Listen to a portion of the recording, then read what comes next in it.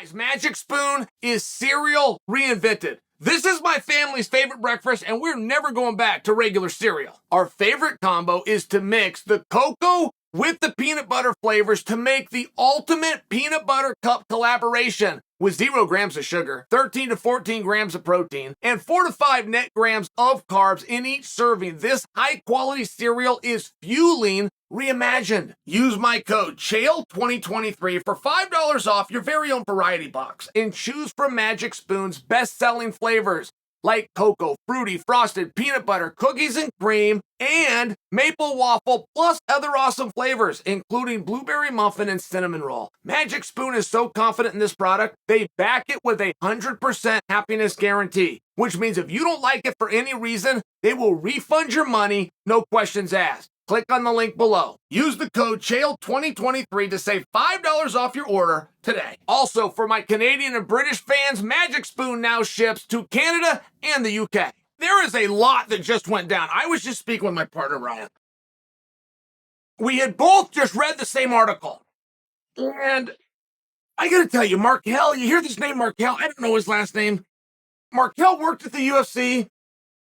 He was Francis's manager, but I believe when he left the UFC, went to become like an agent at CAA.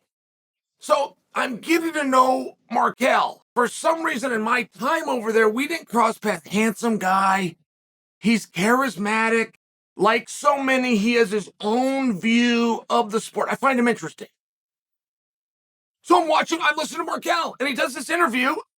Ryan had just got done reading the same thing. We start bouncing with, hey, did you hear what Markel said?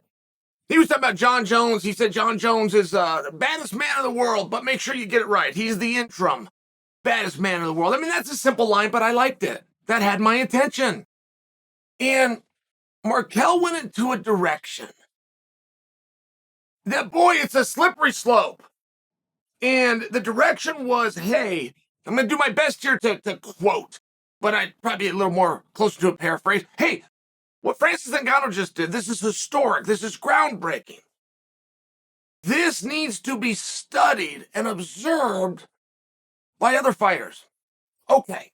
Now, that's a direct implication that if you do what Francis did, great things can happen. This is the path. This is the way. That is not accurate. That is not accurate. But I got to tell you this, because if you are a fighter, whether you're on the roster now, maybe you got a championship belt right now, maybe you're real close to being able to mimic what you perceive that Francis just did. Maybe you're a 19-year-old, you're up and coming. But part of your long-term plan is to get a hold of that strap and then turn the gun back on and just share for you. This has not worked out very many times. Francis was not the first to do this. Now, we heard some of the numbers. And I will admit, because I have no choice but to admit, this worked out very well for Francis. But if you're observing that isn't something you can duplicate. You just can't. If you are, and in this case it's the PFL, which makes really good decisions. They got some smart guys over at the PFL. They really do. They wouldn't do this same deal, I don't think, 2 and 3 and 4 and 5 times. I think they could justify it. Let's try it. Let's see where it goes. We've got a little bit, because it's an experiment, right? You never know if something's going to work. You never know, am I going to get the bang? I'm real expensive for reads over here. I think about it every day. I mean, right, but that's a value. There's a whole lot of me's out there. You get a little value, and I just share with you, ultimately, they're going to lose. You're going to lose money. Which is why I'm saying, if you do observe this as a fighter and think that's what I'm going to do, I'm going to sit out, hold out, wait till somebody comes to see me. It's a risky game. It isn't something that can just be observed. It isn't something that's a groundbreaking and historical moment. It's tough.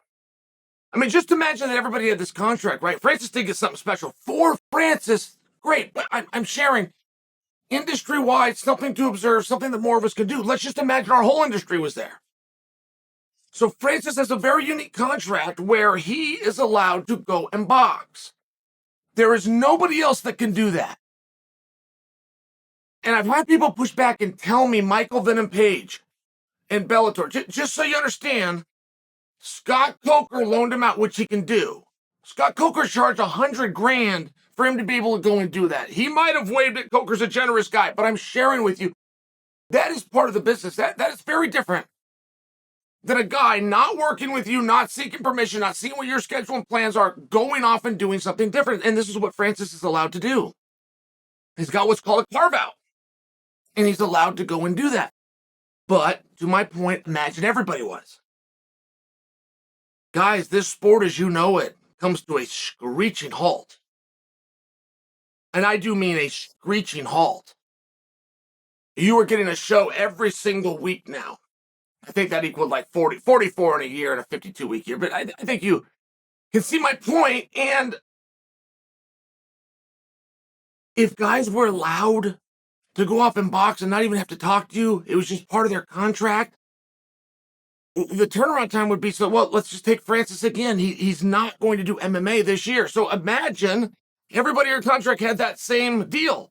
Everybody under contract is not going to do MMA this year. I mean, could you imagine? Do you hear what I'm saying? This isn't something that can be duplicated. When I tell you that Francis is not the first, he's not. Look, BJ Penn made it back. I'll just go back in time so you understand the timeline. BJ Penn left and went and fought in a different organization, and it was fought, and there was court involved.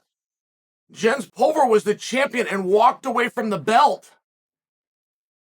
You know, these things are a big deal, and there's a road back, but Tito's relationship was never the same. Randy Couture, great figure and mentor for me, but it was never the same. And I'm just sharing for you that if you go down that road, it does look 4-1 and for Francis, it worked out. You want to know what else Markel brought up, though?